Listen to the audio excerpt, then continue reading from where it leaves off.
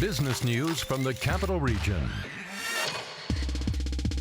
This is Washington Business Report with ABC7 national correspondent Rebecca Cooper. Thanks for joining us for a fresh look at business and finance in the Washington region.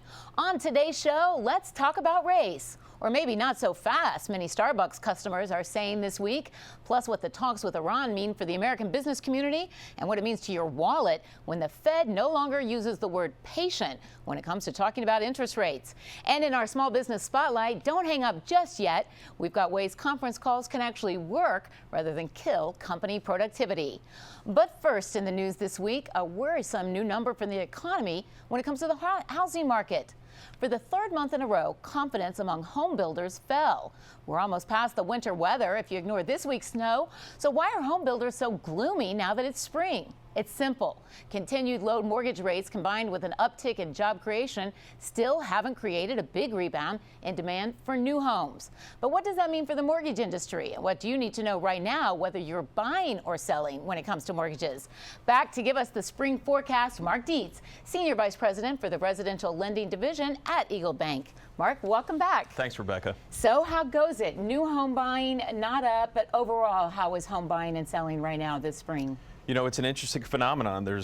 We have such low interest rates, but we've seen so many people refinance with those low interest rates, and they're holding on with a financial decision to hold on to their properties because it's a better position than purchasing a new home potentially with the rise in interest rates into the future. Well, now, as you know, because I bank with Eagle Bank, my favorite community bank, but I have many, there is a rush in some pockets. I rushed to buy last year in Bethesda. I wanted to get into the school system, and Bethesda is still a hot market. There's still plenty of places in Washington that are hot, and the right houses get snapped up in days rather than weeks or months. Right. But overall, it does still look like a buyer's market. Talk to us a little bit about what our audience, you know, we've got a very educated audience, Sure. So they know a lot about mortgage buying and selling, but when it comes to things they may not know about the mortgage industry, talk to us about what you're seeing in some of the trends right now. Well, what we often talk about is documentation. Everybody thinks the mortgage process now, as it relates to where we were in 2008 and prior, has been cumbersome. So we ask for a lot of documentation, and it's not because we want to be nosy, it's because we need to document files for regulations. Now more than ever. That's right. Yeah, we can't sell risky loans. We don't overlook anything. Well, so one of the things you say that a higher income earner may need to be aware of is you all are going to have to be very fastidious these days when it comes to earned income versus documentable income. As you pointed out to me, some wealthy business owners don't always, for tax strategy, they have different ways of reporting income, but you're going to have to document everything. That's right. You know, we have to prove the ability to repay a mortgage loan, and that's a recent regulation, although we've been practicing that for a long period of time, notwithstanding stated income loans and the like. You know, the reality is that there is some taxable benefit, to reduce your taxable income.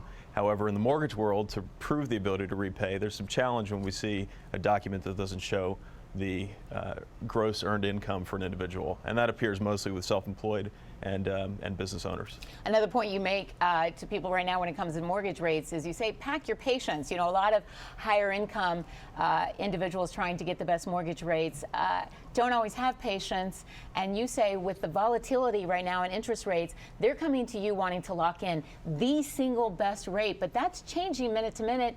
You say just like if you're buying Facebook stock and you pick it at 30 and the next day it's at 28, you can't come back and say sell it to me at 28 instead of 30. You've got to lock in whatever rate you lock in. That's right. We all use our best educated analysis of when to lock in an interest rate based on trends and all the factors in the data. There's some plenty of reports that we're aware of that occur each week to name, the Fed chairman's speeches and or, unemployment numbers and things like that. So make sure you're working with a professional.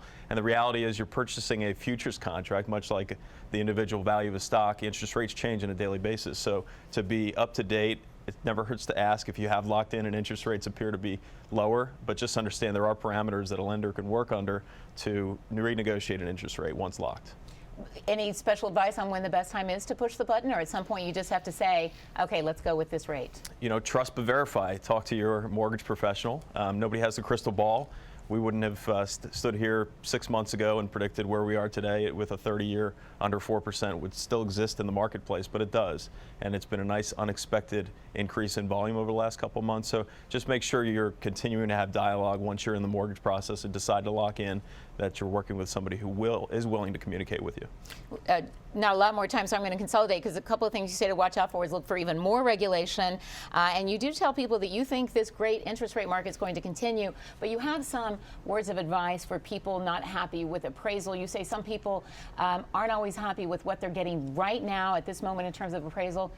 You say take into consideration that coming out of winter selling months, there aren't a lot of comparables out there to assess your home value, because in the winter months there aren't a lot of home sales. That's right, and an appraiser is going to take a biased opinion of value and what the most recent value is within the last 6 months. And we all think our home is always worth so much more. And generally it is between an appraisal and what an actual home is worth, because the home is worth what somebody's willing to pay for it, right? So the reality is, under the confines of appraisal regulations, we have to use very recent comparable sales data, and with the lack of inventory, that could have a negative impact or an undesirable impact on what the actual value comes out on an appraisal. So it's been a challenge. 10 seconds left, final word. As a result of that, should sellers hold off until there's a little bit more of an uptick in spring sales before they go in for an appraisal and sell? Well, it works for you and against you, which is there may be more inventory in the future here. But you may pay a higher price for that house you bought. But you may pay a higher price. Mark Deitz, always helpful to get so your much. insight. Thanks for joining us as always.